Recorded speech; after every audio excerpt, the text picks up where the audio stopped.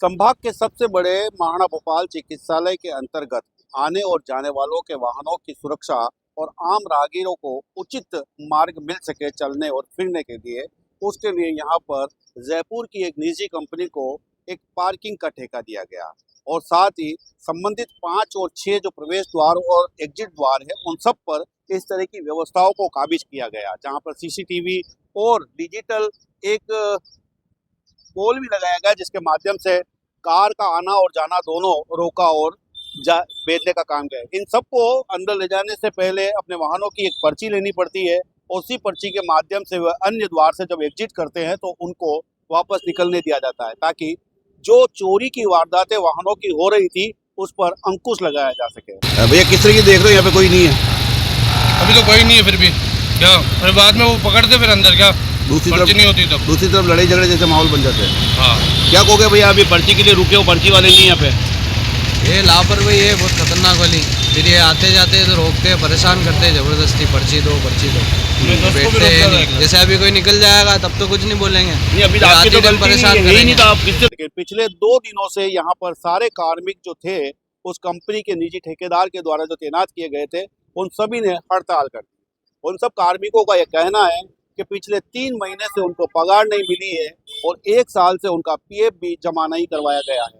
अब यहाँ पर सबसे बड़ा सवाल ये है कि आज और बीते कल अगर किसी प्रकार की कोई वाहन चोरी हुई है तो उसकी जिम्मेदारी किन कंधों पर रहेगी? हमारी 2 महीने की सैलरी बाकी है। उन्होंने बोला था 7 तारीख देंगे, मगर अभी तक सैलरी नहीं आई सर। हमारे सैलरी के बिना हम भी रेंट पे रहते हैं, 5-5 हजार रुपए किराया है।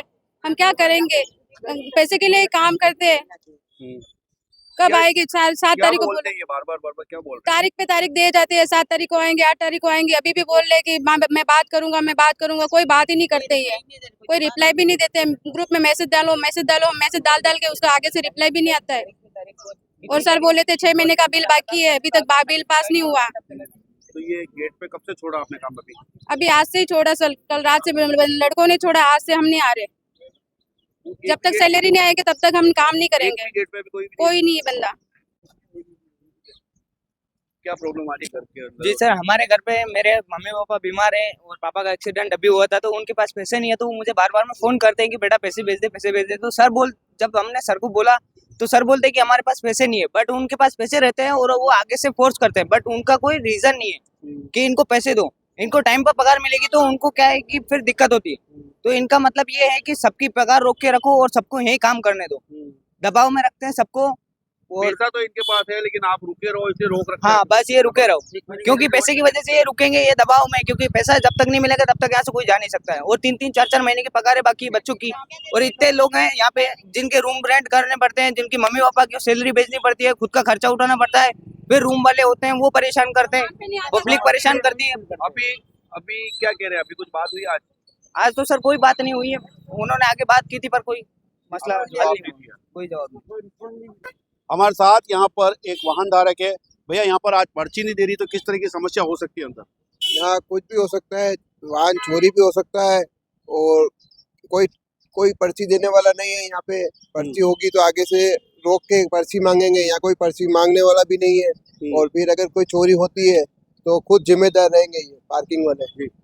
भैया, आज यहाँ पर जिस तरीके से पर्ची की व्यवस्था थी वो आज नहीं है, तो अब दूसरे गेट पे जाते हो वहाँ पर्ची मांगते हैं। हाँ। तो क्या समस्या आ रही है यहाँ पर?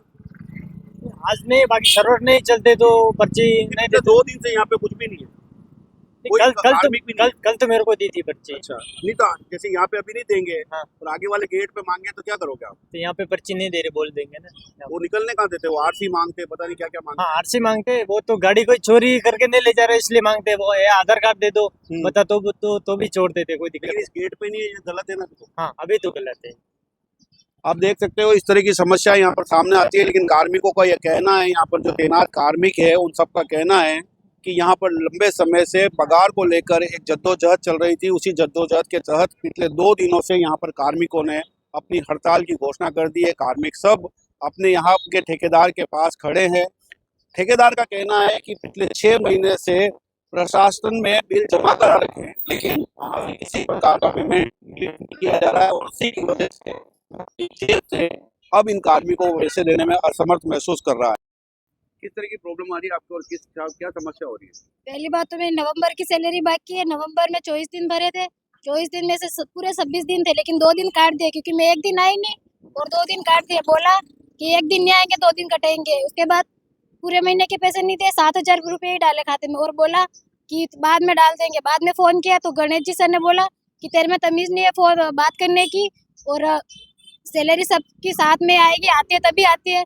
बाद में जो नवंबर के पैसे बाकी है वो भी आ जाएंगे।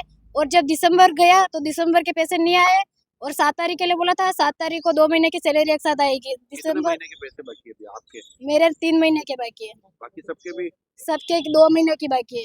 क्या बोलते हैं ये पैसे देते समय? यही बोलते हैं कि डेट पे डेट दे जाते हैं। क्या समस्या आ रही है आपके घर पे भी आ रही है प्रॉब्लम? खाने पीने का सामान नहीं है, घर पे पैसे भेजने पड़ते हैं रेंट और कोई वगैरह रेंट भी देना बाकी है। भी मकान मालिक परेशान नहीं करता? करते हैं ना, रोज करते हैं। वैसे मुझे तनख्वाह नहीं देंगे तो क्या करोगे? मम्मी भी बीमार है गांव में, पैसे घर पे भी भेजने पड़ते हैं, पता ही नहीं क्या कर सकते हैं। आप ही बोलो भैया, किस तरह की प्रॉब्लम आ रही है पार्किंग को लेकर और क्या काम करते थे आप यहाँ पे? यहाँ हम ऑपरेटिंग का काम करते हैं, ऑपरेटर में काम कर रहे हैं हम। 2 महीने से सैलरी नहीं आ रही। पिछले महीने में हमने बोला था उनको कि सैलरी डलवाओ तो उन्होंने बोला कि 15 तारीख तक आ जाएगी।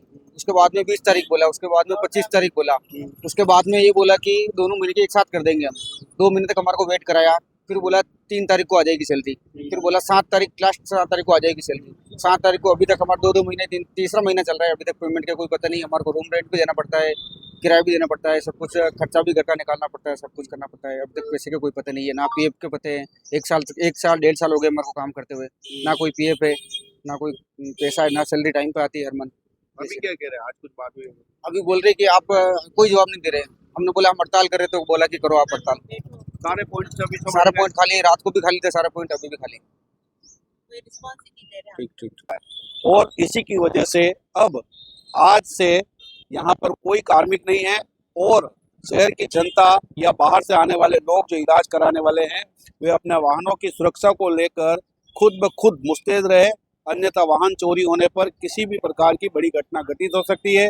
मात्र FIR कराना ही एकमात्र साधन रह जाएगा और उसके बाद भी वाहन मिले या न मिले ये एक बड़ी समस्या है। नमस्कार, मैं कपीश बल्ला।